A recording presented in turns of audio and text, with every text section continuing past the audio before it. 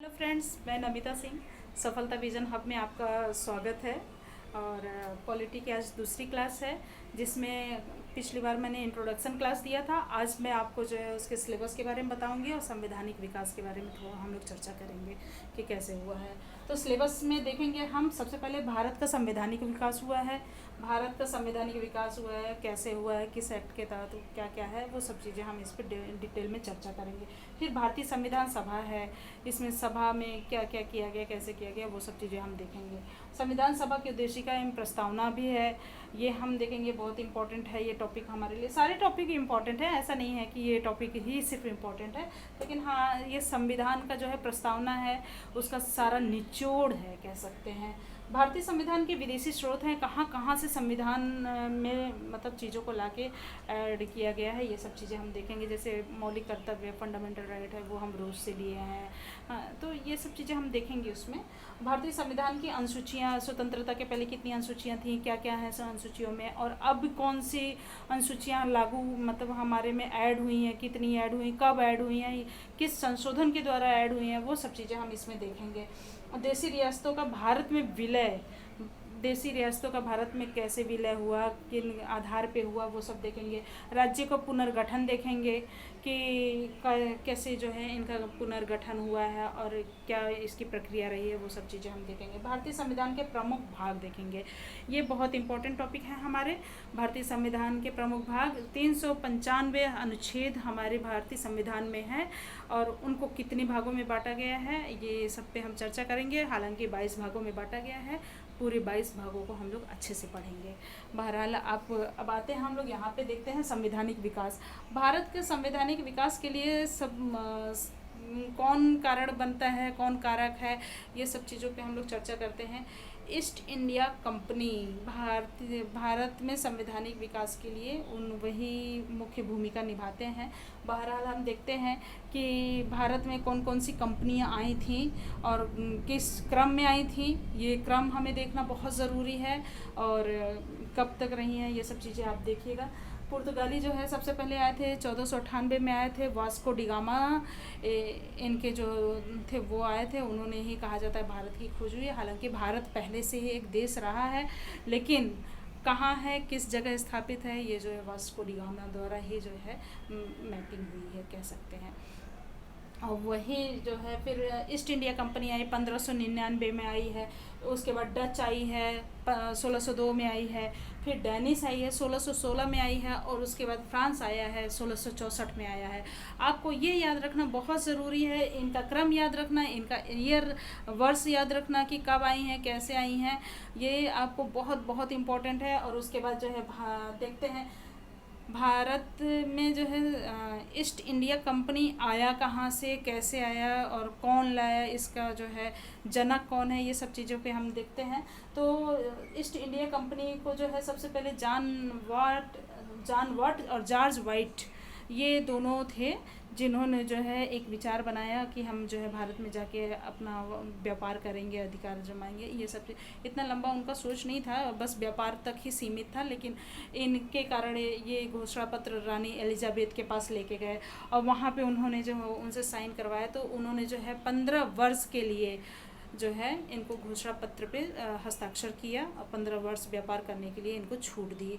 सबसे खास बात ये है कि ईस्ट इंडिया कंपनी ही क्यों भारत में रह गई, बाकी कंपनियां क्यों नहीं सक्सेस हुई। रीज़न, इसका कारण, सबसे बड़ा कारण ये है कि ईस्ट इंडिया कंपनी प्राइवेट थी, बाकी सब जो है सरकारी थी। सरकारी होने के कारण काफ़ी जो है बाउंडेशन रहते हैं, नियम रहते हैं, कानून रहते हैं, इस कारण जो है वो सक्सेस नहीं हो पाए, सफल नहीं हो पाए। और ईस्ट इंडिया कंपनी जो है स्वतंत्र था, तो वो अपने अकॉर्डिंग, अपने हिसाब से काम करते करते जो है सक्सेस रहा इंडिया पे।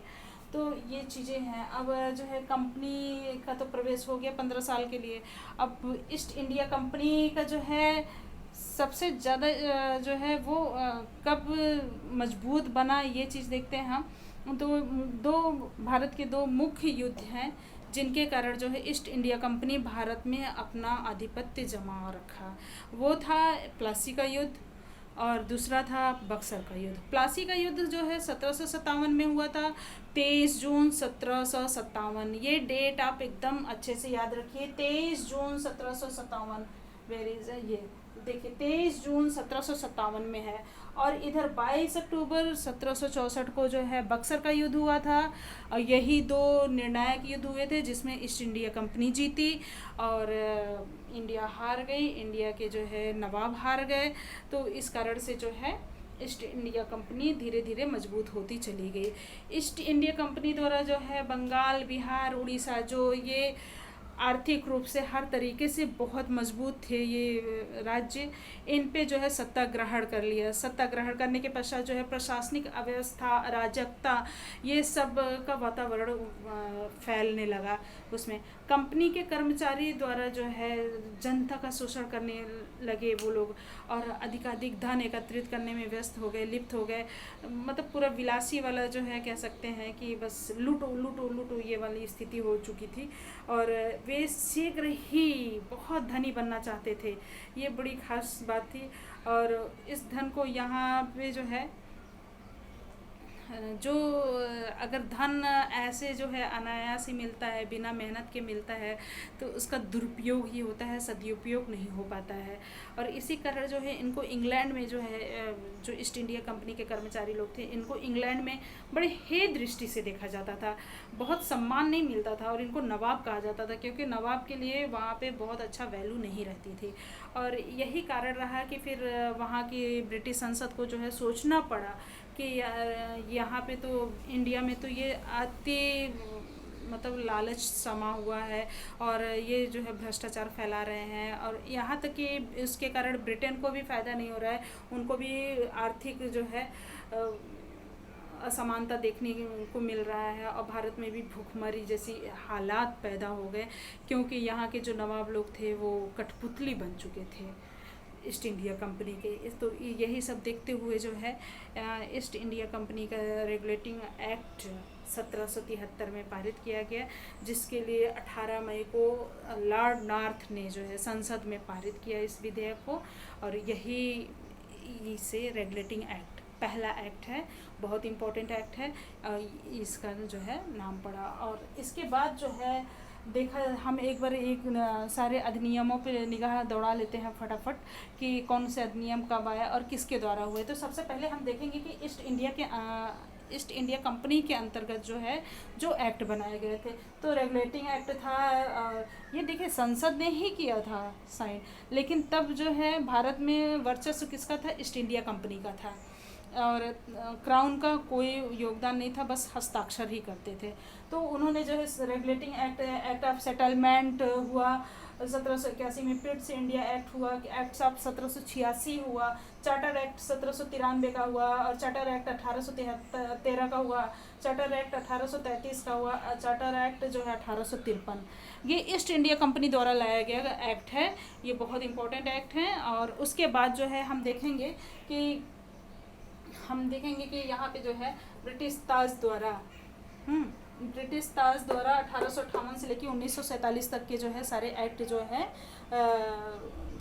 लागू किए गए हैं। किया गया था ये भी ब्रिटिश ताज द्वारा, लेकिन इस पे जो है फिर पूरा का पूरा ब्रिटिश ताज का अधिकार हो गया। भारत पे अब पूरा अधिकार ब्रिटिश ताज का हो गया। अब पहले जो है बंगाल के गवर्नर होते थे, बंगाल के गवर्नर जनरल हुए, लेकिन उसके बाद जो है ब्रिटिश ताज जब आ गया यहाँ पे 1858 से अधिनियम लागू किया, तो अपने हाथ में भारत की बागडोर ले लिया, और वहाँ से जो है भारत के गवर्नर जनरल निकले, भारत के वायसराय भारत के गवर्नर जनरल निकले हैं। यही जो है मेन टॉपिक है हमारे, और इसी पे हमें आज चर्चा करनी है।